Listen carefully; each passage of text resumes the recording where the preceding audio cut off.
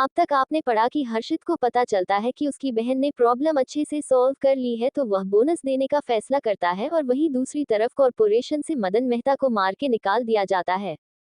अब आगे कोई भी उनकी 18 करोड़ की प्रॉपर्टी को खरीदने के लिए तैयार नहीं था और एक इंसान ने 8 करोड़ में ऑफर दिया तो मदन मेहता ने गुस्से में फोन कट करके मना कर दिया। वही रात के 11 बजे का फोन फिर अचानक बजा जिससे सब लोगों की उम्मीद जगी। इसलिए और बिना कॉलर आईडी देखे ही मदन मेहता ने फोन उठाया और पूछा, क्या हमने बेच दिए? सर, मैं लॉयर बोल रहा हूँ। आपके पास से आधा घंटा बचा है, हमने आपको वह स्टेटमेंट भेज दिया है जो हम रिलीव करने वाले हैं। अगर आप लोगों ने आधे घंटे में हमें पूरी पेमेंट नहीं दी कंपनसेशन की तो हम इसे पब्लिक कर देंगे। रुको, मदन मेहता अपनी बात खत्म कर पाता उससे पहले ही लॉयर ने कॉल कट कर दिया। ये बात जब युविका को सुनाई थी तो उसके ऊपर जैसे बिजली गिर गई थी। अगर यह इंफॉर्मेशन लीक हुई तो मेहता परिवार पूरी तरह से बर्बाद हो जाएगा।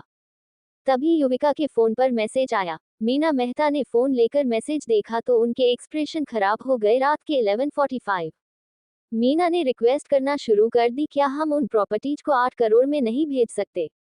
उन पैसे से ज्यादा युविका की रेपुटेशन जरूरी है।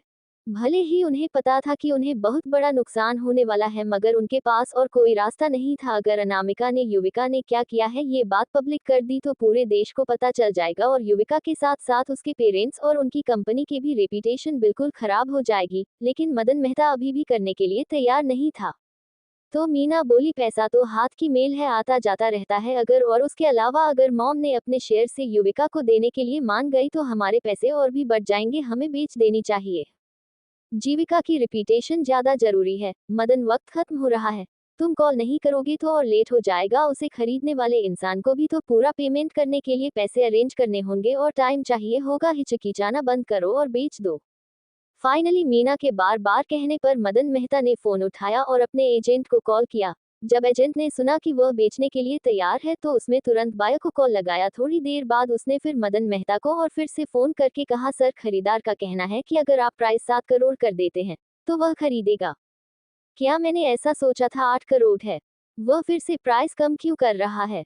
मदन मेहता बहुत गुस्से में था। उसे कहो कि वह उन एरिया की बाकी प्रॉपर्टीज के दाम को चेक कर ले। वह ऑलरेडी हमसे बहुत पैसे लूट रहा है और उसे और प्राइस कम करना है। क्या उसे लगता है कि हम उससे ये सब चीज भेजने के लिए डेस्परेट है?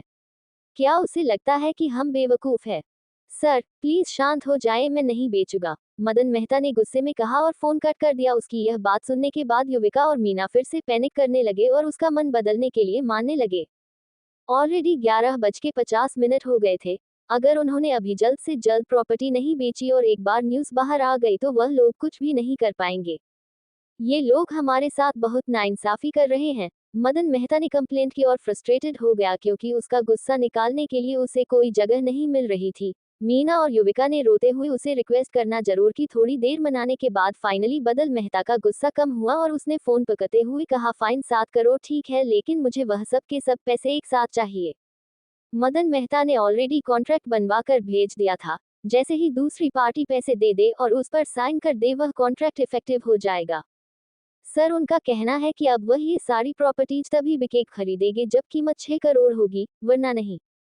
क्या कहा उसने? 6 करोड़? मदन मेहता ऑलमोस्ट गुस्से के मेरे पागल होने वाला था। वह 6 करोड़ तो वह एक साथ पूरा पेमेंट देने के लिए तैयार है, वरना वह नहीं खरीदेंगे। वह ना बोलते ही वाला था तभी मीना ने रिक्वेस्ट करते हुए कहा, 6 करोड़ काफी है। कम से कम हमारे पास एक उम्मीद तो ही है और हम पूरी तरह से बर्बाद हो जाएंगे। घड़ी अभी भी चल रही थी। ऑलरेडी रात के 11:55 हो चुके थे। बहुत ही भारी दिल से मदन मेहता ने डांट पीसे और बोला, बेच दो। थैंक गॉड, उस एजेंट ने इस राहत की सांस ली और अब जल्दी से डील अरेंज कर दी। ठीक 11:58 पर मदन मेहता के फोन पर नोटिफिकेशन आया, उसके अकाउंट में 6 करोड़ रुपए आ चुके थे। जल्दी से यह पैसे उस लड़की को ट्रांसफर कर दो। मीना जल्दी से बोली, वक्त कम में हमारे पास। अपने आंसू और गुस्से को रोकते हुए मदन मेहता ने वह पैसे अनामिका को ट्रांसफर कर दिए। जब 12 ओ क्लॉक बजने में सिर्फ 1 मिनट बाकी था उसके बाद मीना और युविका ने जल्दी से ऑनलाइन चेक किया, कोई खबर नहीं थी। अनामिका ने वह खबर कहीं नहीं फैलाई। वह लोग फाइनल एक राहत की सांस ले सकते थे, लेकिन वही मदन मेहता बहुत ही गुस्से और फ्रस्ट्रेशन में था। उसकी सारी प्रॉपर्टी लगभग 18 करोड़ की थी और उन्हें सिर्फ 6 करोड़ में बेचा गया है। कितना बड़ा लॉस हुआ है उसे। उसने गुस्से में अपनी मुठिया बंद की हुई थी। मीना मेहता जानती थी कि उनके ऊपर अभी भी 5 करोड़ का कर्जा है जो उन्हें मिसेज मेहरा को देने हैं और इसके लिए उन्हें और प्रॉपर्टीज भेजनी होगी। उसने मदन मेहता को शांत करते हुए कहा, ये सब हमारी बेटी के लिए है। आफ्टर ऑल उसने 18 सालों तक बहुत ही मुश्किल भरी जिंदगी जी है, सोच लो, क्योंकि उसके लिए कंपनसेशन है। I am sorry mom, dad, मेरी गलती है। युविका ने फिर से अपने आंसू बहते हुए माफी मांगना शुरू कर दी। उसके आंसू देखकर मदन उसे ब्लेम नहीं कर पाया और सिंपली बोला, आगे से याद रखना, अगर कोई चीज तुम्हारी नहीं है तो उसे लेने की कोशिश मत करना। डैड, मैंने अपना सबक सीख लिया है, अगर मेरे कोई चीज मेरी नहीं है तो मैं बिल्कुल नहीं लूंगी। अपने लिप्स वाइट करते हुए युविका बोली। उसके दिल में अनामिका के लिए नफरत भर चुकी थी। ठीक उसी वक्त उसका फोन बजा। युविका को अंदर अंदर लगा कि समर्थ का होगा, क्योंकि उसने 3 दिनों से फोन नहीं किया था। जैसे उसने फोन उठाया और दूसरी तरफ से कुछ सुना, उसके एक्सप्रेशन चेंज हो गए। क्या आप लोग क्यों आई के कस्टमर सर्विस से है? बहुत लेट हो गया है, आप इस वक्त मुझे क्यों कॉल कर रहे हैं? दूसरी तरफ से कहा गया, हमारा कस्टमर सर्विस 24 घंटे काम करता है। आपने एक अवार्ड सेरेमनी के दौरान क्यूआई के ड्रेस, ज्वेलरी और हाई हील्स पहने थे, लेकिन आपने किसी और का काम चुराया और आप हमारे ब्रांड के कपड़ों में थी। इस वजह से हमारी फ्रेंड की रेपुटेशन को बहुत नुकसान पहुंचा है, इसलिए हम आपको ब्लैक लिस्ट कर रहे हैं। आपने अगर हमारे ब्रांड से दोबारा कोई सामान खरीदा या फिर प्रोडक्ट, हमारे ब्रांड का कोई प्रोडक्ट पहने तो हम आपको जेल भिजवा देंगे। क्या कह रहे हैं आप लोग? Hello hello. युविका को एक पल के लिए लगा कि उसने कुछ गलत सुन लिया है, लेकिन वो दोबारा पूछकर क्लियर कर पाती उससे पहले ही कॉल कट हो गया और फिर उसी वक्त उसके फोन पर एक मैसेज आया जिसमें लिखा हुआ था कि उसे क्यूआई ब्रांड से ब्लैक लिस्ट कर दिया गया है और वह उसे प्रोडक्ट की कोई भी चीज इस्तेमाल नहीं कर सकती। क्या हुआ? मीना मेहता ने उसकी पूरी बात नहीं सुनी थी। मॉम, पता नहीं कैसे हमारा अनामिका ने क्यूआई ब्रांड से कहकर मुझे ब्लैक लिस्ट करवा दिया है। उन्होंने कहा है कि मैं उनकी ब्रांड की रिputation खराब कर रही हूँ। युविका फ्रस्ट्रेशन में चिल्लाते हुए बोली। क्यों? उसने इतने सारे पैसे तो दिए। उसे पूरे पेरेंट्स, बॉयफ्रेंड और पब्लिक के सामने एम्बेरस होना पड़ा, इतना काफी नहीं था, अब उसे क्यूआई ने भी ब्लैक लिस्ट कर दिया है। ये कुछ ज्यादा ही हो रहा है। वह सिर्फ एक नॉर्मल से ब्रांड है, इसमें कौन सी बड़ी बात है? यहाँ तक उन्होंने तुम्हें कॉल भी किया, इसका मतलब है वह लोग बस इसी तरह तुम्हें डराना चाहते हैं। मीना मेहता गुस्से में पागल हो रही थी। वह बोली, इतने बड़े इंटरनेशनल ब्रांड को एक कस्टमर को इस तरह परेशान नहीं करना चाहिए। वह लोग बिल्कुल अच्छे नहीं है। मॉम, अब मैं क्या करूंगी? अब मैं क्यों आई के प्रोडक्ट नहीं पहन सकती? वह एक ब्रश ब्रांड है। मैं तुम्हारे लिए दूसरे लिमिटेड एडिशन ब्रांड की चीज ले आऊंगी। मीना ने उसे शांत करने की कोशिश की। रोना बंद करो बेटा, एक ब्रांड के लिए तुम्हारे आंसू बेकार है। मॉम, आपको समझ में नहीं आएगा। क्यों आई एक टॉप टायर इंटरनेशनल ब्रांड था जिसे कई सारे सेलिब्रिटीज, सोशलिस्ट और रिच लड़कियां पसंद करती थी। जहां भी वह क्यों आई के प्रोडक्ट पहन कर जाती थी वहां वह सेंटर ऑफ अटेंशन होती थी। लेकिन अब सब कुछ अनामिका ने बर्बाद कर दिया। ऑल राइट, सब ठीक है। मीना ने उसे शांत करने की कोशिश की। वहीं दूसरी तरफ समर्थ ने युविका को 3 दिनों से कांटेक्ट नहीं किया था। उसने उम्मीद नहीं की थी कि वह एक्चुअली बिना कांटेक्ट किए 3 दिनों तक रह पाएगा। लगता है वह उससे इतना भी प्यार नहीं करता जितना उसने सोचा था। कोई फर्क नहीं पड़ता कि युविका ने 3 दिनों में उसे कितने मैसेज किए थे और कितने कॉल्स किए थे। समर्थ ने सबको इग्नोर कर दिया था। वह पक्का थोड़ा हार्ट फील कर रही होगी। वही यह समर्थ की मां मिसेज परमार उसके बेडरूम में काउच पर बैठी हुई थी। जैसे ही वह वॉशरूम से बाहर आया उन्होंने कोलडली कहा, रुक जाओ। क्या बात है मोम? मैंने तुम्हें मेहता परिवार की उसे बेटी से ब्रेकअप करने के लिए कहा था, किया तुमने? समर्थ ने उनकी बात का कोई जवाब नहीं दिया। भले ही उसने ऑफिशियली कुछ नहीं कहा था, लेकिन उनका रिश्ता लगभग खत्म ही होने वाला था। मैं चाहती हूँ कि तुम अनामिका को इम्प्रेस करो और उसे शादी करने के लिए मनाओ। अपनी मॉम की बातें सुनते ही समर्थ की आंखें हैरानी से बड़ी हो गई और उसे लगा कि उसने कुछ गलत सुन लिया है। पहले अनामिका मेहता परिवार की बेटी थी, इसलिए तुम दोनों की सगाई तय हुई थी। वह पक्का तुम्हें अपना फियोंसे मानती होगी और उसके अंदर तुम्हारे लिए फीलिंग्स भी होगी। लेकिन युविका बीच में आ गई और वह ये सब चालें चलने लगी इस वजह से। मॉम, युविका चालें नहीं चलती। समर्थ ने अपनी मां को बीच में रोककर करेक्ट करते हुए कहा। तुम्हें कौन से एंगल से लगता है कि वह चालें नहीं चलती और भोली और मासूम है? क्या तुम्हें लगता है कि मैं इतनी बुरी हो गई हूँ कि मुझे दिखाई नहीं देता? समर्थ के मां ने शुरू शुरू में इस रिश्ते से बिल्कुल इनकार नहीं किया और युविका को अपनाया था, क्योंकि उसे लगा कि युविका मदन मेहता की इकलौती बेटी है जो एक अमीर परिवार था। लेकिन अब मेहता परिवार लगभग खत्म होने वाला है, तो अब युविका किसी काम की नहीं है, पूरी तरह बेकार है। तुम अनामिका से कहना कि तुम उसके साथ रहना चाहते हो, वह मेहता परिवार की बेटी हो या ना हो, भले उसकी बायोलॉजिकल फैमिली बहुत ही गरीब हो, मगर परमार परिवार अपना स्टेटस नीचे करने के लिए तैयार है। अगर वह एंगेजमेंट के दौरान यह अनाउंस कर देती है कि वही फेमस पियानो प्लेयर धुन है और वहीं पर कुछ म्यूजिक बजाकर सुना देती है तो सब ठीक रहेगा। मॉम, क्या आप सपने देख रही हैं? समर्थ खुद को रोक नहीं पाया और उसने अपनी मॉम के सपनों पर ब्रेक लगाते हुए कहा, हमारे पूरे परिवार की हर एक चीज को मिला लिया जाए फिर भी हम उसके आधे बराबर नहीं होंगे। धुन हमेशा से ही लोगों की नजरों में नहीं आना चाहती थी, इसीलिए रिच लोगों की लिस्ट में अपना नाम का भी नहीं देती थी, वरना वह डेफिनेटली शहर के अमीर लोगों में से एक होती। मेहता परिवार और परमार परिवार उसके बिल्कुल बराबर नहीं थे। वह इतना पैसे कमाती है सिर्फ म्यूजिक लिखने से। बिल्कुल। थोड़ी देर सोचने के बाद मिसेज परमार बोली, ये तो और भी अच्छी बात है। एक ऐसी लड़की से शादी करना है जो नाम और फेम के साथ पैसे भी कमा सकती है, वह उसे बेकार युविका से तो काफी बेहतर है। समर्थ स्पीचलेस हो गया। क्या वह अनामिका के पीछे जाएगा, उसे मनाने की कोशिश करेगा तो वह एक्सेप्ट कर लेगी? नहीं। जैसी अनामिका की पर्सनैलिटी थी, ऑर्डिनरी लोग उसे कभी हैंडल नहीं कर सकते थे। आगे कहानी में क्या होगा जानने के लिए पढ़ते रहिए और कमेंट और लाइक जरूर कीजिए। अब तक आपने पढ़ा कि अनामिका के ऑर्डर पर मदन मेहता की प्रॉपर्टी की प्राइस एकदम कम करके बेचने पर मजबूर हो जाता है और युविका को भी क्यों आए ब्रांड से ब्लैकलिस्ट कर दिया जाता है। अब आगे। अगली सुबह अनामिका जैसे ही काम के लिए बाहर जाने वाली थी तभी रीना उसके पास आई और उसने कहा, मिस अनामिका, क्या आप जानती हैं कि आपके भाई लगातार 2 रातों से आपका इंतजार कर रहे हैं? भाई? अनामिका हैरान होते हुए बोली, वह वापस आ गए। उन्होंने एब्रॉड में जैसे ही अपना सारा काम खत्म किया, वह जल्दी से वापस आ गया आपसे मिलने के लिए, लेकिन आप पिछले 2 दिनों से जल्दी निकल जाती हैं और लेट से घर आती है, इसलिए वह आपसे मिल नहीं पाया अभी तक। इतना कहकर रीना कुछ सेकंड के लिए रुकी और फिर उसने सॉफ्टली पूछा, क्या आप आज रात घर डिनर करने आएंगी? वह देख सकती थी कि अनामिका के भाई सच कुछ अपनी बहन से मिलना चाहते हैं। उनकी बात सुनकर अनामिका को याद आया कि आज उसे काम के बाद क्रिस्टल को प्रोफेशनल नॉलेज के बारे में बताना है, इसलिए वह बोली, शायद मैं डिनर के लिए थोड़ी सी लेट हो जाऊं, मैं जल्द से जल्द घर आने की कोशिश करूंगी। अच्छी बात है, रीना ने मुस्कुराकर कहा, आपको देखकर आपके भाई बहुत खुश होंगे। हाल फिलहाल में अनामिका घर पर हो ज्यादा नहीं रहती थी, जिसकी वजह से नताशा उसके बड़े भाई से कुछ ज्यादा ही करीब बनाने की कोशिश कर रही थी। जैसे ही अनामिका घर से बाहर गई, उसने देखा कि देवांश गाड़ी से टिककर खड़ा है और फोन पर बात कर रहा है। दूर से ही उसे कोई देख सकता था, वह टोल एलिगेट था और उसके हर एक मूव में एक यूनिक वाइब थी। जैसे ही अनामिका वहां पहुंची, उसने देवांश के मुंह से सुना, आज दोपहर में। फोन कट करने के बाद देवांश ने उसके लिए पैसेंजर सीट का दरवाजा खोला और अनामिका को देखते ही उसकी टोन और चेहरा दोनों ही सॉफ्ट हो गया और उसने पूछा, क्या तुमने नाश्ता कर लिया? अनामिका ने उसकी तरफ देखते हुए पूछा, क्या दोपहर में कोई काम है? मुझे कुछ काम के लिए देश से बाहर जाना है। देवांश ने आपकी सीट पर बैठकर झुककर उसकी सीट बेल्ट लगाते हुए कहा, मैं कल दोपहर तक वापस आ जाऊंगा, मैं जब तक यहाँ नहीं हूँ तब तक अपना ध्यान रखना।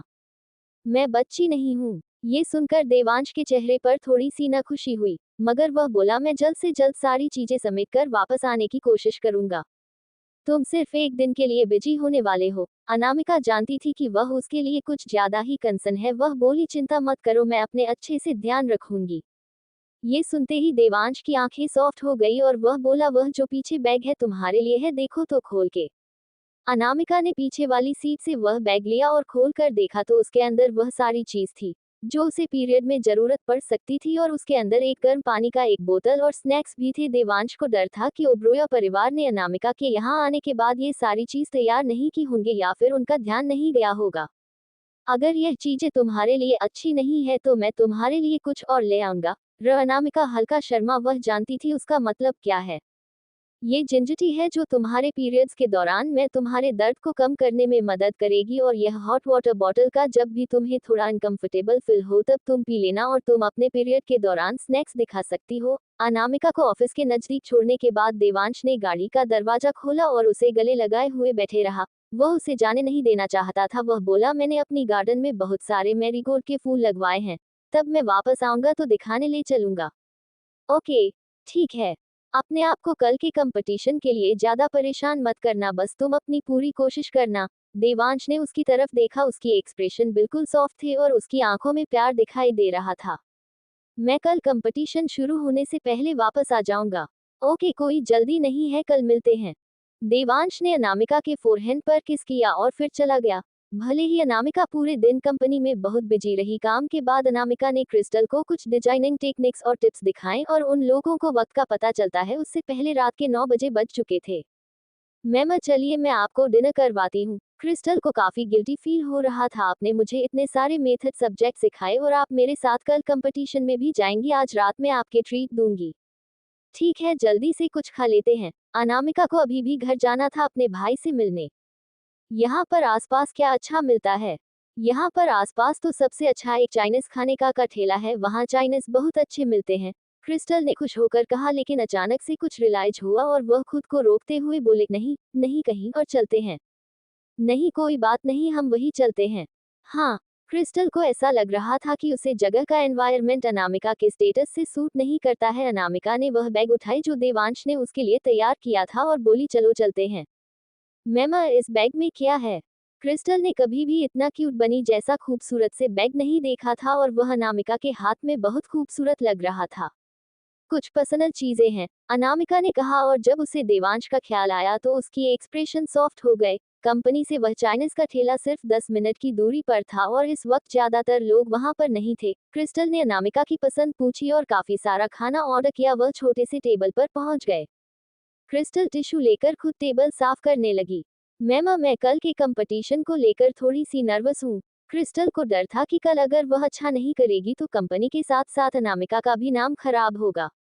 बस उस कंपटीशन को तुम एक नॉर्मल दिन की तरह मानो, सब कुछ ठीक हो जाएगा। अनामिका ने सॉफ्ट आवाज में कहा। ठीक उसी वक्त वहां के मालिक ने उन्हें 2 प्लेट देते हुए कहा, आप लोगों के चाइनीज फूड रेडी है।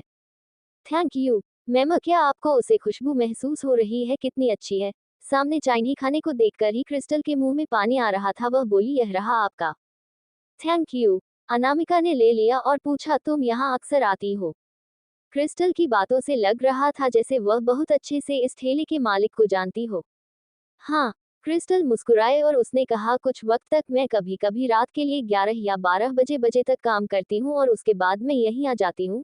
थोड़ा सा वह मूड हल्का करने के लिए अच्छा खाना खाने, और उसके बाद यहाँ से कुछ खाना अपनी मॉम के लिए भी घर ले जाती हूँ।